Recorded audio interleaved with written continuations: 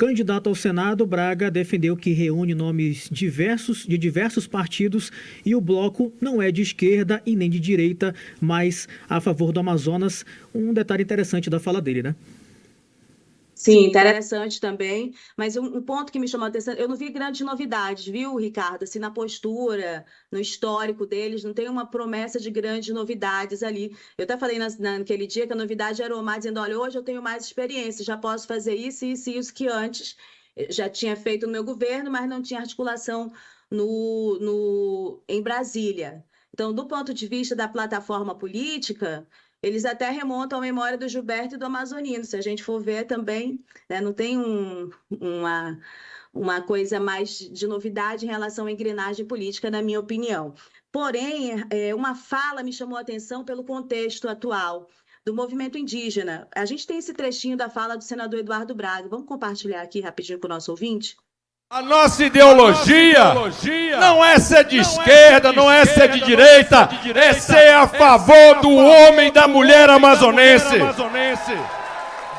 Chega de nós, amazonenses, cuidarmos de uma floresta, termos uma riqueza que Deus nos deu, viver em cima da riqueza e ser pobre e não ter direito a explorar esta riqueza. Chega de quererem nos manter isolados, sem direito a BR-319. Chega de nós termos petróleo na Amazônia e no Amazonas e quererem nos proibir para servir os interesses, sabe lá de quem? Menos de quem vive aqui no Amazonas. Chega de chegarem aqui e demarcarem terras nos nossos municípios sem que o nosso povo seja ouvido e nos proíbem de tudo. Mas o mais importante, você vê que no início desse trecho que vocês colocaram no ar, ele fala da BR-319, aquilo tudo, né? Da floresta rica, as pessoas pobres. Então, isso não é uma novidade na fala dele. Quantas vezes a gente não viu o Bolsonaro vir falar essa mesma coisa aqui? Preste atenção nesse detalhe aí. E preste atenção também na forma como ele escolhe a linguagem, que público ele estava falando. Eu já vi algumas viagens, já presenciei encontros políticos, esses políticos do interior cobrarem isso dos parlamentares, dos governadores, candidato a governo, enfim, quem quer que seja que vá encontrar e tentar fazer essa conexão com eles. Então, você também direciona para o que o público quer ouvir. Mas lá nesse evento havia indígenas.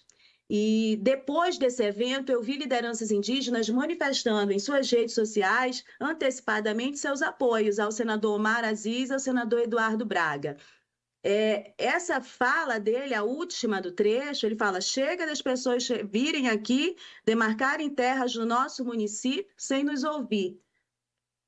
Não é assim que é o procedimento de demarcação de terras. Ele segue um rito e ele é bem demorado. Veja o que está acontecendo na aldeia Soares dos Moura. 20 anos esperando por demarcação. Então, não é assim. Ele está dizendo para aquele público que não está nos ouvindo, ele está falando com esses políticos do interior não indígenas. O que me surpreende é indígenas, lideranças indígenas, inclusive, que conversam com a política, né, com a questão da eleição, que podem concorrer a uma eleição ou já concorreram a uma eleição, estarem presentes ou manifestarem seu apoio sem sequer pedir um esclarecimento a respeito dessa frase do senador Eduardo Braga, né? Ao menos um esclarecimento. Isso é muito menos do que a força que o movimento indígena tem hoje no Amazonas e fora dele também. Então, é muito pouco, e nem esse pouco está sendo pedido. E isso demonstra bastante por que esse eleitorado indígena, que é no Amazonas superior a qualquer outro estado do país, o TSE até publicou, né, dados a respeito do aumento da eleição, do número de vereadores declarados indígenas no Brasil, aumentou 32%, né, entre a última eleição e a penúltima. A quantidade de eleitores indígenas, essa quantidade superior no estado do Amazonas também, porque nós temos a maior população indígena, temos a maior população indígena em Manaus e temos também os maiores problemas. Então, esse movimento, né, não se compreender forte, não sentar com essas lideranças e pedir um esclarecimento, se quer um esclarecimento a respeito dessa fala, considero uma falha de leitura política deles, da força que eles têm. Eu queria registrar e lembrar também que na votação no Congresso Nacional, quando houve a votação a respeito do marco temporal, vamos observar o Senado, os senadores Omar e Eduardo votaram contra o marco temporal. Só o senador Plínio Valério votou a favor, né? Porque a comunicação do Plínio Valério tem sido aposta no eleitorado bolsonarista. Então, é preciso enxergar que esse voto do senador Omar e do Eduardo, e aí eu não estou entrando no mérito de uma série de outras questões políticas que eles têm, mas esse voto deles também não é dado de forma assim, como eu sou bonzinho com os povos indígenas, porque isso não é da política. É dado em torno de uma conjuntura do movimento indígena, da força que esse movimento indígena criou em vários outros setores. Por isso que tem o Ministério hoje, né? Por isso que conseguiu fazer algumas indicações, e algumas indicações da FUNAI e do G6 foi feita pelo movimento indígena, mas também com a anuência desses dois senadores. Mas é possível perceber de votações anteriores e de posicionamentos anteriores que eles têm força no diálogo, mas no diálogo conjunto.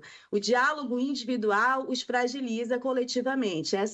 Esses são os dados e essa também é a minha opinião a respeito desse ponto específico, desse ângulo específico do evento da sexta-feira.